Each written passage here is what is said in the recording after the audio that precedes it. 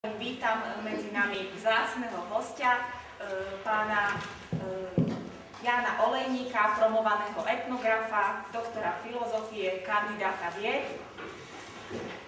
Takže vítajte medzi nami.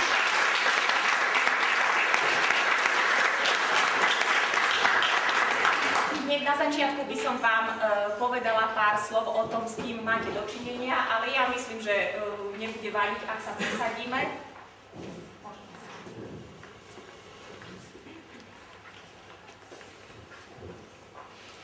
Myslím, že zatiaľ ma počujete všetci, ak by nie, tak kričte, budem hovoriť cez mikrofón, ale osobne mám radšej predsa len takýto živý tón, takže ak by som mala v kocke povedať a zhrnúť takmer 70-ročnú prácu pána Olejníka, tak by som mohla povedať, že svoj profesionálny život zasvetil kultúre, umeniu, pedagogike. Pôsobil vo viacerých školách ako učiteľ, ako riaditeľ, ako pracovník kultúry a osvety a dal podnet k založeniu viacerých folklórnych a umeleckých súborov a folklórnych slávností a samozrejme aj ďalších akcií s kultúrou, s umeleckou kultúrou súvisiacich. Založil takisto oddelenie etnografie a folkloristiky vo výskumnej stanici a múzeu TANAPu, teda Tatranského národného parku, kde pôsobil od roku 1958. Profesionálne vzdelanie získal tento pán na Filozofickej fakulte Univerzity Karlovej v Prahe, kde v roku 1961 nadobudol kvalifikáciu promovaný etnograf. V roku 1966 rovnako na Filozofickej fakulte Univerzity Karlovej získal titul doktor filozofie v odbore dejiny, umenia a estetika. A v roku 1968 na Filozofickej fakulte Univerzity v Brne hodnosť kandidát historických vied. Téma dnešnej prednášky, ako ste si prečítali alebo ste začuli, estetično-hmotnej a duchovnej kultúre východného Slovenska, patrí, dá sa povedať, k ťažiskovým v jeho výskume.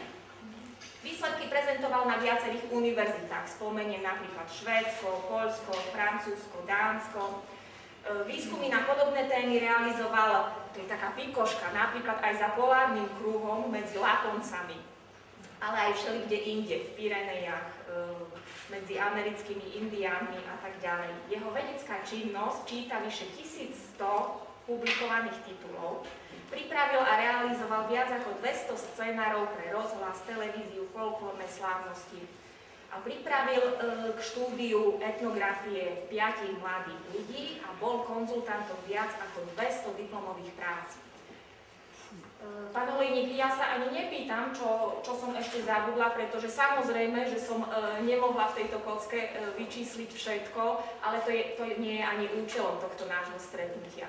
Chcela som vám len naznačiť, že host, s ktorým sa budeme mať možnosť teraz rozprávať, je naozaj vzácny a že to, čo vám chce povedať, má nielen punc vedeckosti, ale predovšetkým má ľudský rozmer. A to, verím, v rámci tohoto stretnutia vzíde.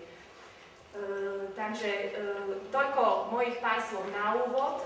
Teraz dovolte mi, aby som vám predstavila vysokoškolský folklórny súbor Torisa, ktorý rovnako medzi nami srdečne vítam. A zároveň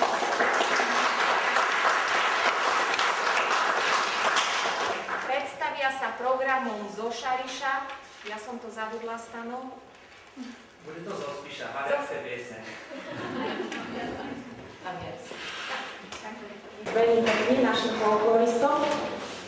A teraz už by som ten rozhovor viedla priamo s pánom Olejníkom. Pán Olejník, uječku.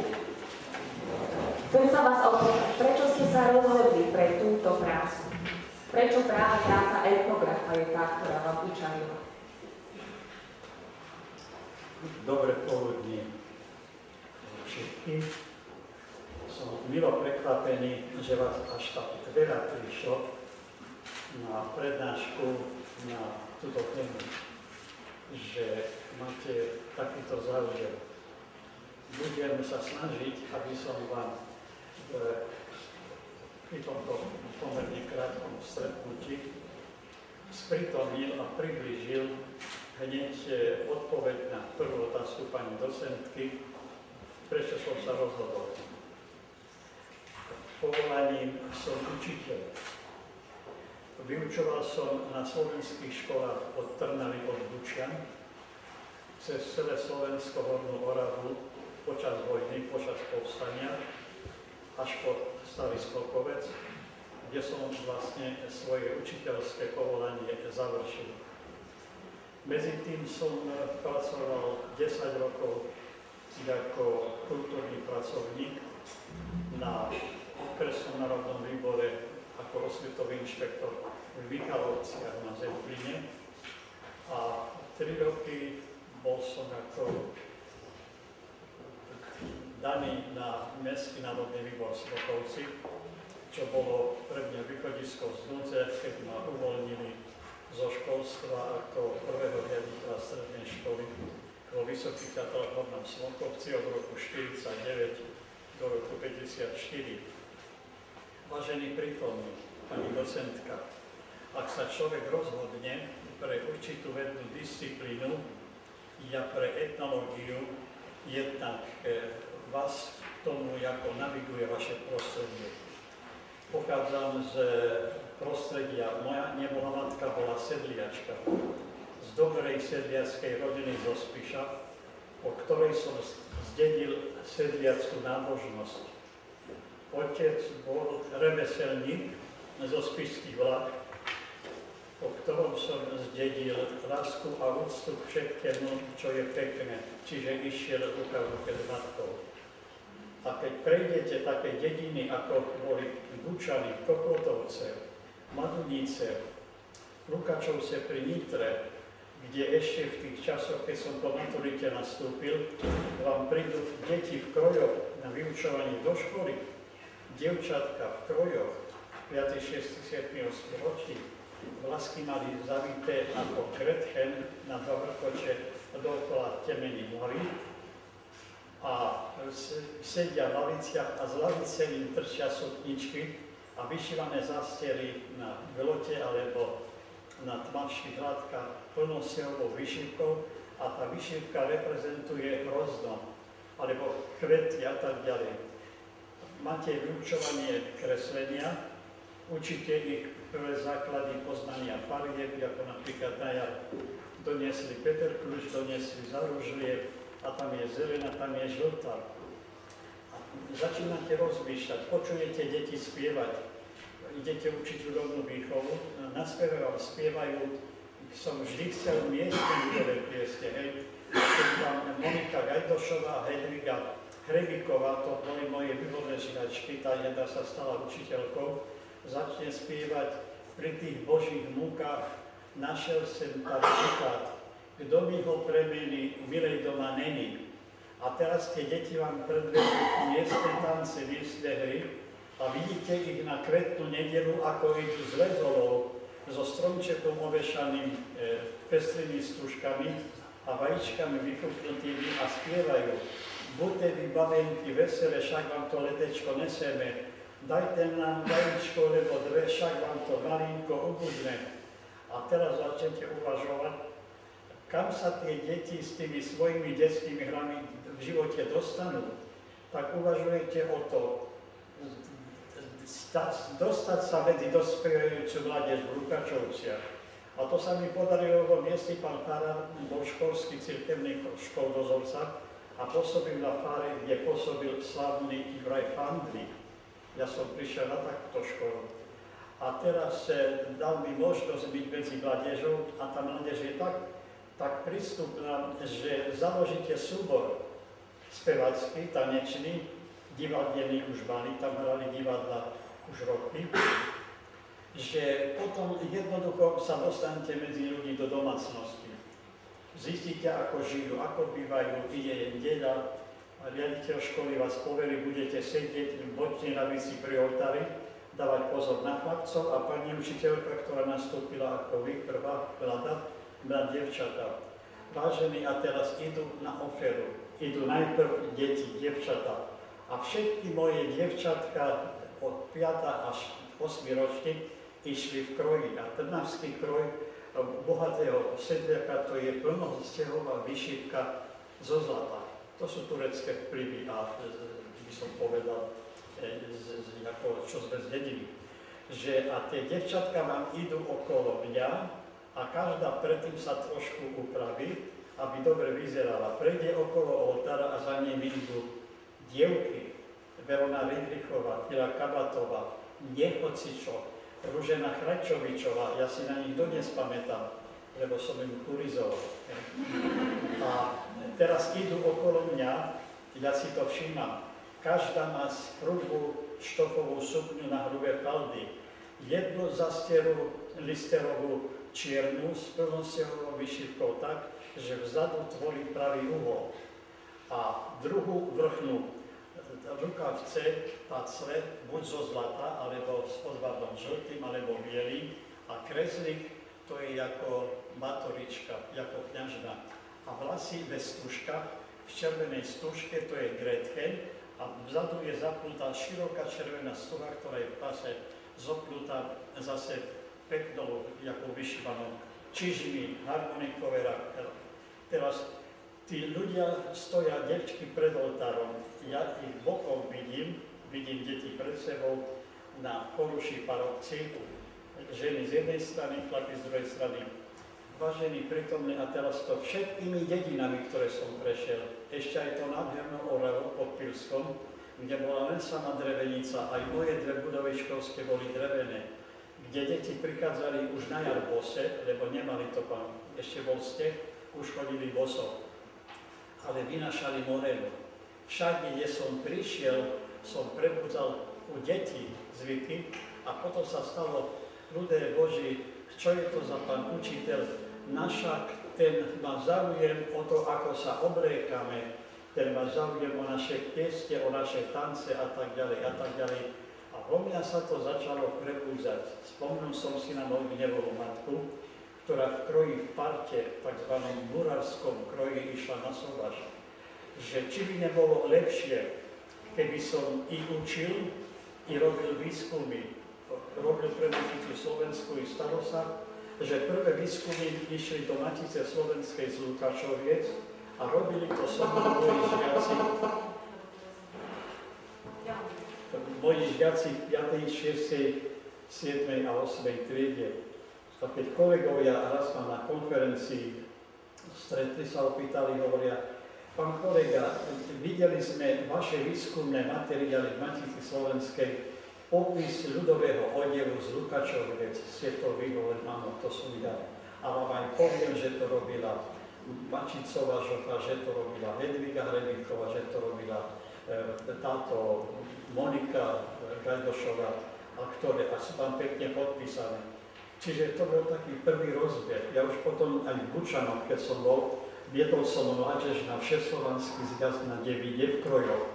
A tam aj spievali, hrali, tancovali. Na Orave sme spievali, hrali, tancovali. Takisto som prešiel až po Smokovec. A keďže som ja bol pol roka vedúcim tajomníkom SILKu a členom umeleckého poradného zboru, tak som veľa materiálov doniesol na školu do Smokovca, kde som bol nútený prijať miesto zo zdravotných príčin. Išlo o komunikacie cesty, myslia, že budem v Smokovci najviac 2 roky. Ja som tam 63 rokov. A na škole, ktorú som dal do behu, som založil súbor spevácky. A to, čo SILK predvádzal, dirigent Adamec so spevákmi, to som ja nacvičil s mojimi žiakmi. I stalo sa, cvičili sme na okrúhlom balkóne na slnečnú južnú stranu a spievali. Bola som na trave, porezala som sa pre teba, šupajko, a tak ďalej, a tak ďalej. Bola som na hubách v červených kančuhách, aj niekto ma naháňal, bodaj čungy zlamal. A na to sa zase turisti prídu, našli nás, že prosím vás, kto to spíva? Ja hovorím, no to sú moji žiaci. No to vy ste ako speváva škola, to som ešte, a v tých horách, v tých lesoch, Smokovci sa to rozliehalo. A stalo sa, že raz išiel vzácny človek okolo školy. Aké to boli, ja viem. Našiel ma podľa hlasu. Jan Ciker. A bol to hudobný skladateľ Jan Ciker. Prišiel, predstavil sa a hovorí, pán riaditeľ, ja som mal dojem, že tu nejaký malý sľuk spieva. Hovorí, nie. To ja som sa vrátil zo sľuku a teraz sa snažím deti naučiť všetky tie travnice a dievčatá šiť kroje a ako sa okrojovať. A tak som sa stal priateľom Cikerovým a mojím až do jeho smrti. Vlastne nádhernú korešpondenciu. Mám klavír, na ktorom komponoval prvé dejstvo opery Janošik a Tatranské potopy sú tu pre klavír, ktorú venoval Tatranskej horskej službe, keď ho prijali za čestného člena. Čiže toto bola škola, vážení. Neviem, ktorí sa z vás, mladí ľudia, dáte na pedagogickú dráhu. V škole medzi deťmi nájdete poklady. A deti vás dovedú do rodín a v tých rodinách tie poklady sú, tie treba objaviť. Povinnosťou učiteľa je objavovať talenty. Objavovať to krásno, to estetično, čo v deťoch je. Mne sa, chvála Bohu, toto za celú dobu darilo. A ako už potom profesionálny pracovník Múzea Tatranského národného parku som sa snažil mať bohatý depozitár, kvalitné expozície, tak aby keď niekto príde študovať, aby mal určitý podkladový a dobrý materiál. Stačí vám na túto formu? Ja myslím, že takmer vyčerpávajúco. Ešte chcem doplniť, je to pravda, pán Olejník neklame, hovorí, že má za sebou rád svojich žiakov a že dodnes s nimi udržiava kontakt. Keď si ideme v Smokovci sadnúť na kávu, tak ho bežne pozdravia takí 60-tnici, 70-tnici a všetkých mi predstavuje ako svojich žiakov. Takže je to pravda. Ja by som vám teraz udelila trošičku hlasový kľud, pretože to je súčasťou nášho programu. Bola by som rada, keby sme si teraz pozreli kúsok z programu, z dokumentu, ktorý v roku 1993 natočila Slovenská televízia v Bratislave. Ja poprosím pána technika. Dokument sa volá Pascha v Jakubanoch a autorom scenára je práve pán Olejník. Ešte niečo na úvod, čo by sme k tomu No, ja by som len toľko, vážený. Preto som vybral film Jakubianov. Mám aj film Pri Zlatej studni. To sú 4 filmy, kde ja som sa zaoberal najviac tak duchovnou kultúrou, povery, predstavy, kulty, ľudové náboženstvo a potom hudobný a pohybový prejav. Čiže mám aj také filmy, ktoré sú vyslovne magické byliny, voda v poverách a liečenie ľudu, liečivé byliny. Som takéto, by som povedal, špeciálne detaily, kde mám zmapované obce zo Spiša a z celého Spiša napríklad Jarabinu, Jakubany, Lendák, Ždiar, Batizovce, Šuňavu, už potom Tepličku, alebo Vernák, potom tu okolie Spišského Podhradia, Spišské Vlachy, Kolšov a tak ďalej. Čiže mám toho veľa. 55 dokumentov polhodinových som venoval, daroval katedre etnológie a etnomuzikológie v Nitre a 105 nahrávok na AKFA takisto zobrali. Oni mi z toho robia DVDčka, aby som mal ešte ďalej pre svoju potrebu. Týchto nahrávok na magnetofón, to som robil na UHER, to bol v tých časoch štúdiový magnetofón švajčiarskej výroby. Keď spočítam tie nahrávky, tak je to 29 000 kilometrov dĺžka, čo som nahral. A je tam zo života etnik Slovákov, Rusinov, Cigánov, Nemcov spišských. A tak okrajovo potom, jak je Poproťak, je Košov a dole, jak začína tá maďarská oblasť, Debrať a tak ďalej, tak aj trošku toho, lebo tak som išiel tak na Zemplín trochu, že som sa dotýkal Maďarov a na severe hore, kde žijú Rusíni, Ukrajinci, Lemkovia, etnické tieto spoločenstva, tak som sa snažil zase vydľavať ako archeológ takú etnickú malú skupinu, ktorá sa volá Vehrinci. Tých Vehrincov to je už len Orlov, potom je tak jedna obec ešte trošku Kyjev, trošku Čirč, Andrejovka a Ruská Vola a z druhej strany to sú poľské dediny. Poľskí etnografi sa s nimi ako zaoberali a pre mňa to bola taká príťažlivosť asi taká. Milujem malé etnika, milujem ľudí, ktorí žijú v San Marine, ktorí v Andore, v Monaku, Monte Carlo. Dvakrát som putoval za Laponcami, za polárny kruh v Laponsku, Norsku a Švédsku a tak ďalej. A keď prídem, vážený, na Slovensko a prídem na takú Javorinu a vidím tie blúdne balvany, to sú taká kamenitá lukacela, to je žula a rula, ja mám dojem, že som za polárnym kruhom. A niekedy aj tie formy a spôsob života tých našich drevorúbačov alebo tých robotníkov bývalej javorinskej papierni alebo železiarni mi tak trošku pripomínajú sever. A stalo sa mi to, že keď som opublikoval, mal som dosť relácií s Laponcov a na ráno v nedeľu v Ivalo, to je už skoro na severe pri jazere Inari, videl staré Laponky, jak sedeli v kaviarni, fajčili z takých zapekaček, tak nebojímaček pitoňa v ždiari, z metalovej pipky, z ktorej vyseli reťazky. Oni pili kávu, fajčili a mali na hlave čepce. Ja keby som bol videl vašťanky alebo šuňavky, to bolo neuveriteľné. Vtedy som si uvedomil, že to protestantizmus prišiel do Laponska v 15. storočí, v 16. a postupne aj kroj, pretože keď pani farárka mala čepiec, ktorý bol ako paralelný s modou vestou, vtedy bolo to baroko, tak aj tie Laponky mali, no, tie fotografie, ktoré mám, a vidíte, sú v krátkych sukňach červených, niečo podobné, jak škoda, že títo mladí ľudia sympaticky zo súboru odišli, bol by som sa niečo opýtal, že je to neuveriteľné, že prídete za polárny kruh a vidíte ženy, ktoré majú čepci ako vašťanky. Mňa jeden kolega, keď som to publikoval, spucoval, že ak je to možné, že slovenské čepce sa nosia za polárnym kruhom. Totiž mestská móda tak mocne ovplyvnila dedinu, že tá dedina to, čo je pekné, čo je estetické, si to zobrala do svojho života.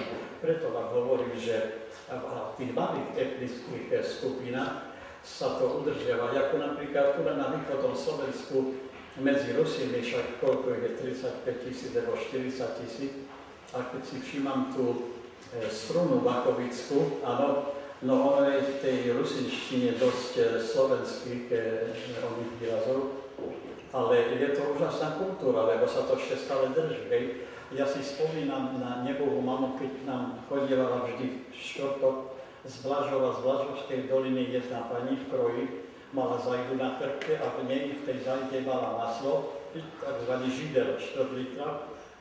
Na vrchu bol lyžico ozdobené, ružica, kvety, a stredovým listom to bolo prikryté. A ona prišla v štvrtok večer, doniesla maslo, tvarok, lebo to maslo to bolo úžasné. A moja mama vždy hovorí, že cože stalo, že tá Rusínka z Blažova neprišla. Nepovedala Rusnačka, ale Rusínka.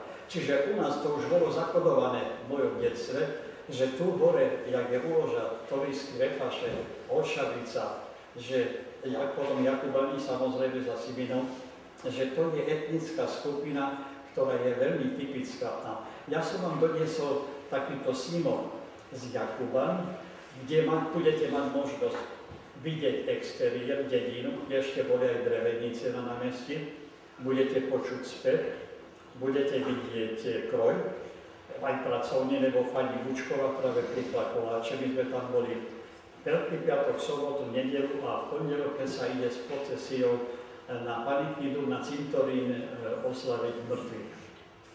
Čiže tam máte možnosť vidieť vyšivku, modrotlač, rukávce tkané, potom keď ide na Veľký piatok kňaz s plaštenicou, jak prestierajú tkanie obrusy, nádherné, drilichové, neľutujú, áno, to predstavujú, aby pán farár mal kráčať teda tá plaštenica, aby mala dôstojný pokrov.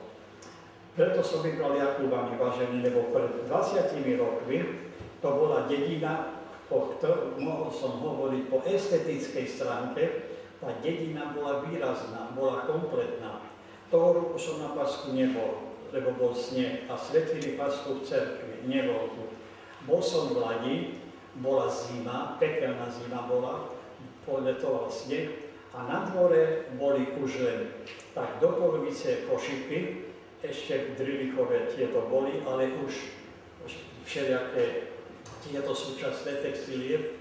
Ženy stali v kroji po svojom, ale už väčšiu časť tvorili cigáni, ktorí, keď som prišiel do Jakubian pred 60 rokmi, bol len jeden cigán bol s košikou. A teraz oni fakticky zaplnili. A keď som sa pýtal, poprvý raz, keď som tam bol v 60. roku, prosím vás, a nemáte pasku, koláč?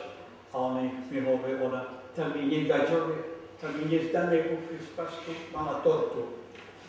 Miesto pasky mala tortu, že ja plova si mala kúpené do obchodu a tak ďalej. Prosím vás, teraz to je tretí. A keď sme krútili film, boli sme aj v cigánskej štvrti, kde sme videli, ako oni fantasticky oslavujú z mŕtvych stanie. Ale to sú všetko oni, ako grecokatolíci. U nás na Spiši sa to hovorí tak zaužívané rustáci. Pod pojmom rustáci sa rozumie aj grecokatolík, aj pravoslavný, aj Rusi.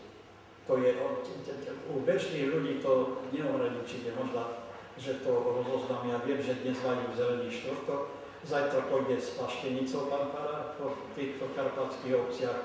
A keďže v televízii v programe nevidím, že by bol prenos z Prešova, z chrámu, ako z katedrály, budem sledovať liturgiu z katedrály Krista Spasiteľa z Moskvy. Vážení, to stojí za to. To je jedno noblesné divadlo. A keď vidím tých ľudí, keď ženy v bielých ručíkoch, a pekne stále to kráňanie, to je ono, to je to slovanské. To sa mi ako veľmi páči a preto ja držím aj postavu. Tak zo zvedavosti som zapýtal tu prítomnej pani Gorničovej, máte už hrudku urobenú? Že ešte nie. Pasku máte, že v sobotu budem. A budete piesť aj kyšeňáky kysnuté. Áno, budem ja s tvarohom, hej. Vážení, to je ono. Čiže takto sa dívajte na tie Jakubany, ktoré sme robili pred mnohými rokmi, že odtedy som to nakrútil ako veľa estetično, neestetično. A tak by som vás mohol sprevádzať dedinami z Jakuban cez Novú Ľubovnú, Starú Ľubovnú, cez Hniezdne dole na Lendák a hore do Žďaru, kde by sme boli svedkami tohoto istého nádherného obrazu ako Jakubano. Mohol by som s vami ísť po Tatry smerom cez Batizovce do Šuňavy, Vyšnej Nižnej na Tepličku, potom na Bernard, kde sú aj pravoslavní, aj Gréci, ktorí ale oslavujú sviatky už po novom. A popri Hornade by sme sa dostali až do Malgecian a do Hôr pod Košovú horu do Tošova. A potom popod Branisko, zase okolo Spišských Vlách, cez Veľbachy, Ďač Petrovce, Žehru, tuto na Pongracovce, Biacovce, Kolbachy, až dole Glevoči a hore na Rusínske obce do Levockých hôr. A keby sme prešli Branisko, sme v Šariši v Širokom, vo Fričovciach, v Ovčom, alebo keby sme prechádzali z tej strany od Košic, tak by sme prišli do Kostolan, do Ťahanoviec, Krásna nad Hornadom a potom dediny, ako je Žďania, Čania, Geča a tak ďalej. Vážení, a toto, myslím to v globále, tie košiky sú všade. A tie košiky sú prikryté všade. Keď som prišiel do Jakuban pred dávnymi rokmi, už nie, to je 20 rokov starý film, tam každý košík bol prikrytý s drilichovým obrúškom, ručne tkaným, vystrihnutým, tak ako okolo Michaloviec, v Nacinej Vši, vo Veľkých Zalužiciach, v Močaranoch, v Laškovciach, v tzv. Chlebovky, ktoré boli tiež tkané na ten vzor oního kráľa Žigmunda, ktorý v 15. storočí zaviedol to tkanie okolo Bardejova. A to sa potom rozšírilo pod názvom na veľké smuchy. Čiže na Zempline tie chlebovky boli rozkošné. Vždy som dostal do darov, keď som išiel na tú pasku. Mám ich doma niekoľko. A keby som potom išiel do údolí Laborca, Ondavy a Tople, hore dohovor, pomedzi Rusinov a Ukrajincov, tak bol som v Oľke, kde som trávil nádhernú Veľkú noc a viezol som ráno o 5. pána farára do Krivej Oľky a svietil pasku len pri križi, lebo kostol, cerkev bol cez vojnu zničený. Vážený ten pohľad, jak mám teraz na fotografiách ženy, z jednej strany, z druhej strany, v krátkych sukňach prisídovaných, ešte dosť širokých, tak po kolena. Teraz tie hustočky uviazané na dva uzle tak, že tá brada je rafinovane vystrčená pekne z toho, ale ten holý krk vidno a na tom krku korálka. Áno.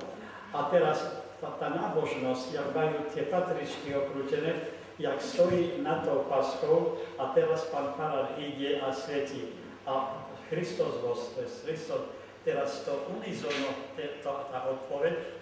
A stalo sa mi, že v Jakubianoch vtedy nastúpil nový kňaz. A tento nový mladý kňaz tak nešetril s tou svetenou vodou, že som mu musel po štope, hovorím, pán farár, sluchajú.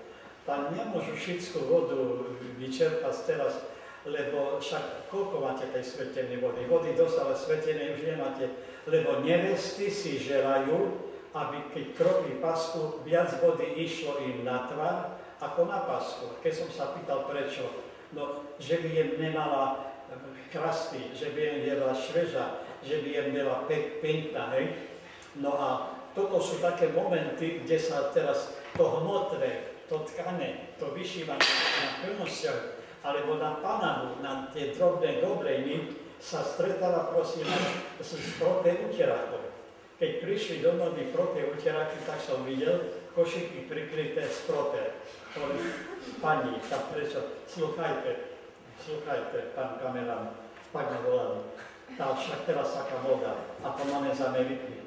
Keď prišli do mody tie pirhangy, zaclony z uberej hmoty, ten Wixlajban, ktorý vešali na Zempline na okna, áno, tak keď mala jedna, musela mať druhá. A to sa objavilo aj na paskoch. A bola, kto doniesol z Ameriky zväzť, že do týchto plachiec uberej hmoty, Wixlajban sa to volá, dávajú do truhly mŕtvého, to položia a okrúťa. Potom to prestalo. Čiže kedysi zaclony neboli, boli také nejaké malé zaclonky. Na čo bolo? Bolo treba svetlo a nezakrývať. Hej? A naraz ľudia začali zakrývať. No, to isté máte potom s tou paskou. Čiže ja by som tak povedal, keď som bol na pasku v Orechovej pri Sobranciach a potom v Podhorodí a prešiel Bežovce, Jenkovce, to je to, musím vám na mape ukázať, nie? A mali sme ju nastavenú, ale nie, tak to nechajme, budete mať aspoň predstavu. Tak spoločný menovateľ je jeden, je to paska. Spoločný menovateľ je v tom, že sa paska pripravuje. Že tam má byť v prvom rade chysnutý koláč, to je paska, Pesach, áno. To je podľa starého hebrejského zákona. A že tam musí byť tá paska, to je symbolika jara. Z prvého vydojenia krát a oviec sa robí oni a čo sa kolo plota narobí, tak to sa poseká a dá sa do hrudky.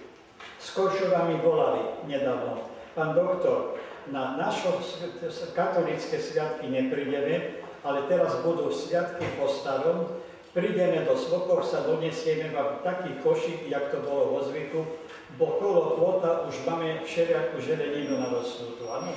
Čiže všetko, čo sa urodilo kolo plota, sa pekne umýje, postriha a dá sa do pasky. Čiže to je všade rovnaké. Čiže to vám chcem povedať. Vážení vy, čo ste mladí, bolo by dobre, keby ste si jednu vec uvedomili, že toto, čo tu v malom, v mozaike sa vám predstavuje, že to je zvyšok obrovskej kultúry slovanských národov.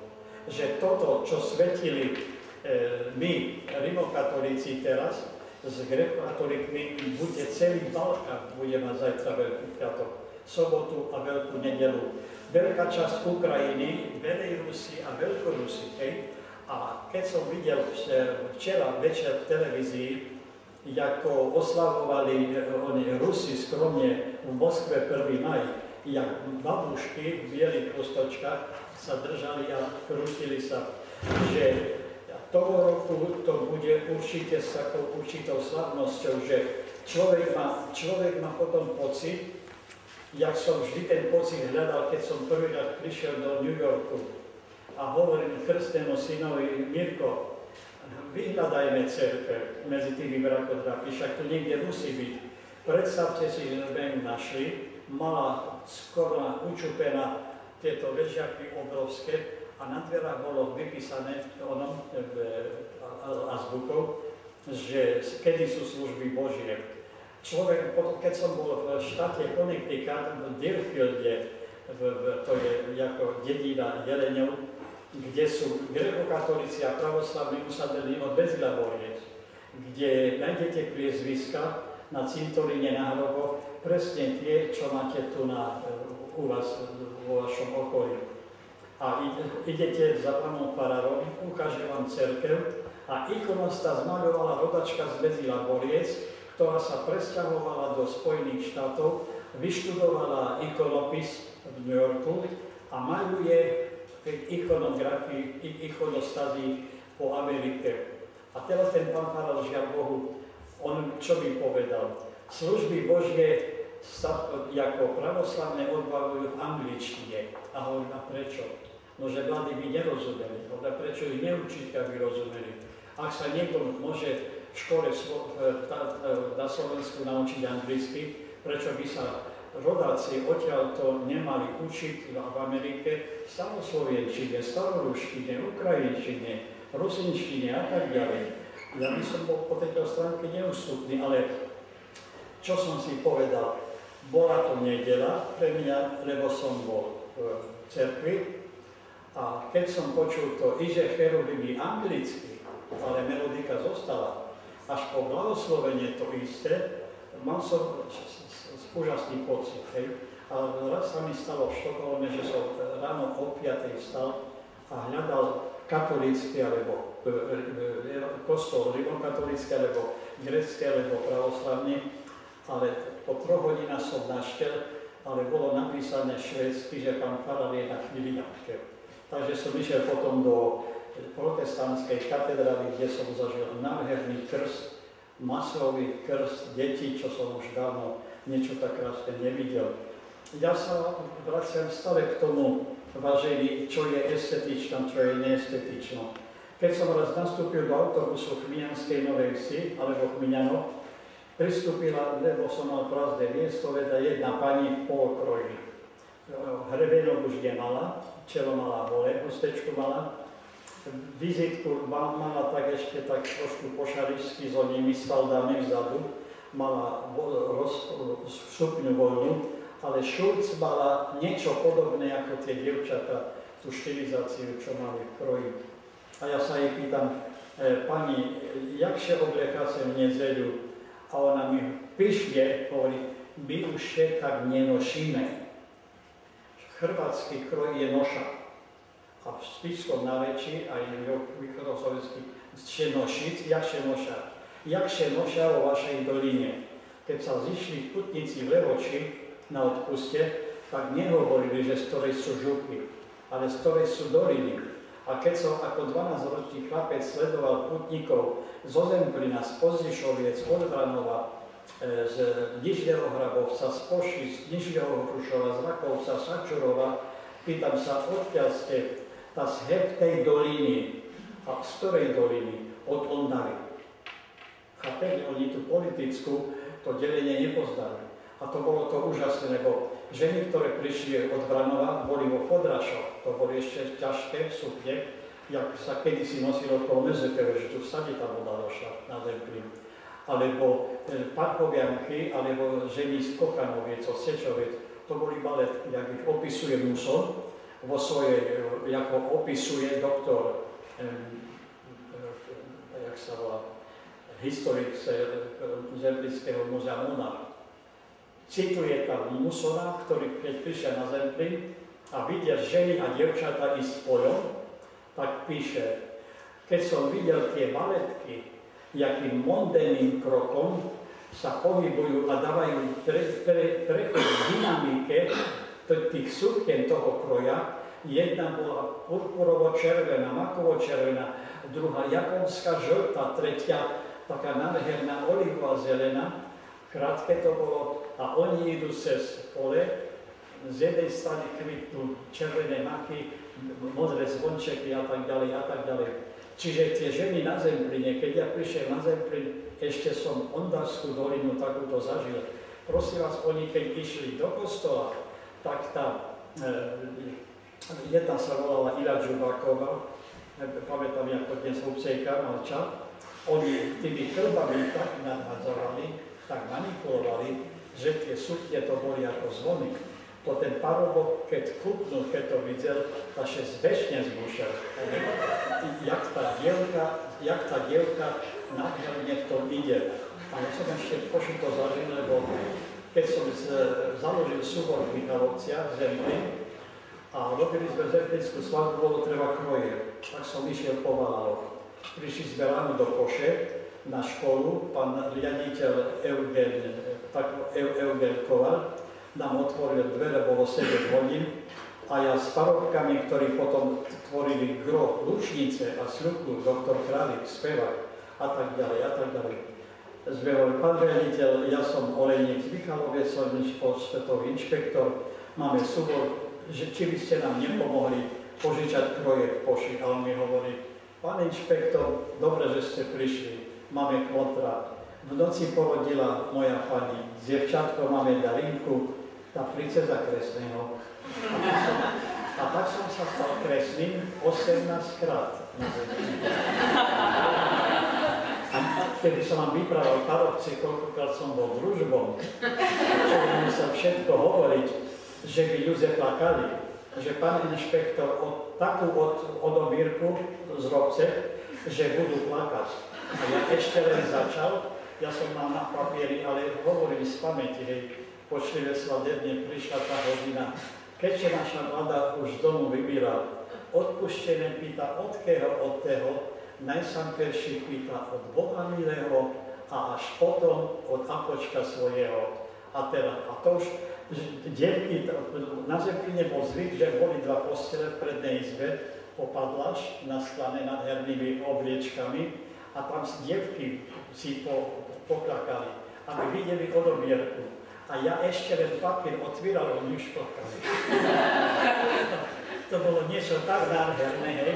A potom tak. A keď prišli na inšpektorát a hovoria, pane inšpektor, tak nech tak napíšu, sluchajú. Ona ojca má, ale odešol do Ameriky, ale nepošila, hej. A mače trafí s týma zecami, 5 ich má, hej. Že by ste tak, že by ľudia plakali. A ja hovorím, počujte pani, nikdy som neoslovoval tetka, alebo babko, alebo ujko, pán pani. On, pani sluchajce, no a jak na vešenu, tá uloženie také vešene šumné, keď sa ľudia dobre vyplačú verši a potom spievajú. Čiže, viete, to je to estetično. Ten národ, ten ľud mal svoju etiketu. A do tej etikety som sa musel nejakým spôsobom vpraviť, hej. A keď sa mi stalo, že prišla na inšpektorát pani zo Zajdu, lebo nemali miesta, tak som uradoval so zverovekárom a na Zemplíne še volá Kúšny. A príde babka, no pani v kroji, mala Zajdu, lebo bol piatok, to bol tržný deň, otvorí zvere a hovorí sláva Ježišu Kristu, a on sláva na veky. A ona hovorí, a to vy ste to ten, co rozhoduje nad jalovkami a krávami,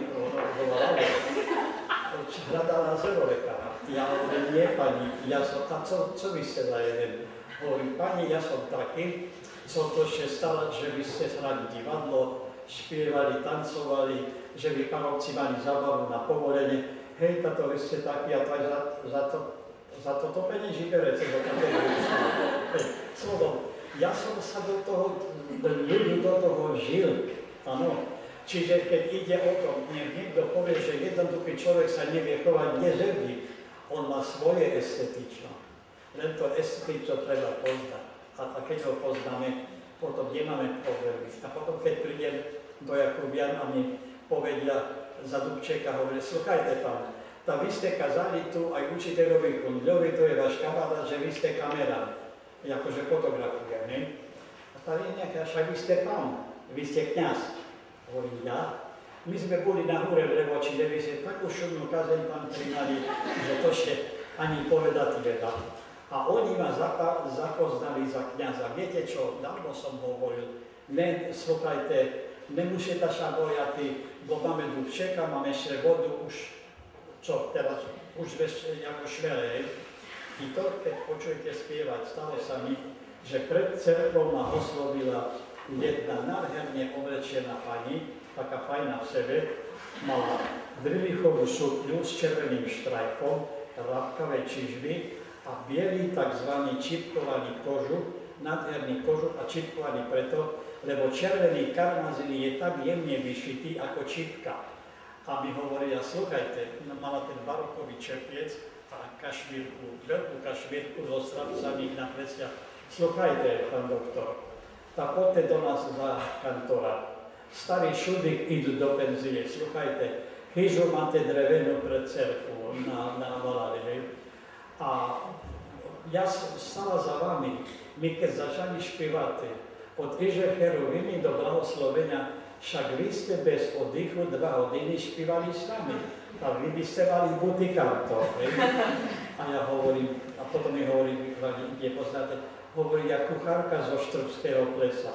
Ale keď prídem do Jakebian, ja sa oblečem po našom, tak jak my še nosíme slovo.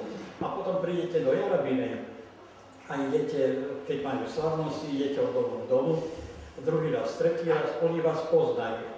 Povedia pani, tu mám mas, dám vám, keď vás budú nohy bolieť, to si namastíte, je to z toho a z toho. Idete do Lendaku, postavili si tam podzemný kryt, pretože bola ona strach, že Čína a Amerika sa s Ruskou pustia do vojny. A vtedy Lendačania si postavili podzemný kryt pod kostolným dvorom, obrovský kryt, na ktorý z nás vozili 360 vriec cementu. A dali tam, postavili oltár z titulu, že na Veľkú noc tam bude Boží hrob a na Vianoce Betlejem. Na to prišla štátna bezpečnosť, súdruhovia z Popradu a chceli pána farára zobrať.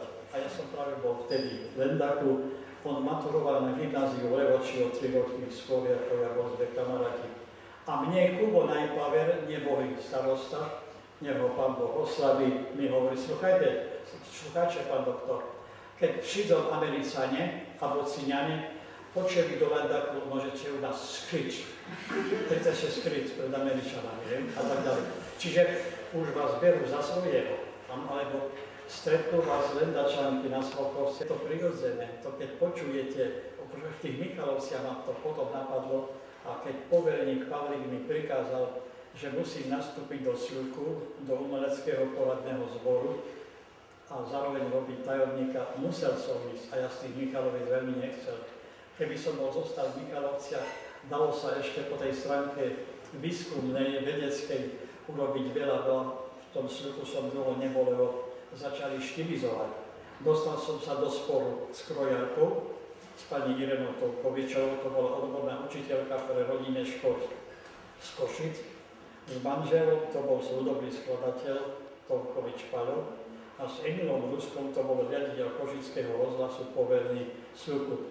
Ja keď videl, čo robia z toho kroja, že z tých fodrašov jednoducho nočnú košelu, a okolo už len tie dráty, tie varšonky, keď som hovoril s Mojzesom, Alexandrom Nebohým, ktorý robil hudbu pre východné Slovensko, a dostali choreografa, čerstvého absolventa Vysokej školy muzických umení z Prahy Štefka Tota, ktorý nevedel, čo je to karička, ktorý nevedel, čo je to čapaš, čo je to treščak, čo je to krucena. Tu spievali dievčatá, oni, muzikanti, hrali kľúčeru. Bolo to výborné, bolo to až na kroje mám vyhľadiť. Čas nám veľmi pokročil a ja by som možno, že dala priestor aj na otázky z vašej strany. No, len to chcem dokončiť, posiaľ. Vždy, keď som šiel na výskum, vždy som hľadal estetično. Našiel som ho. Našiel a stojí to za to.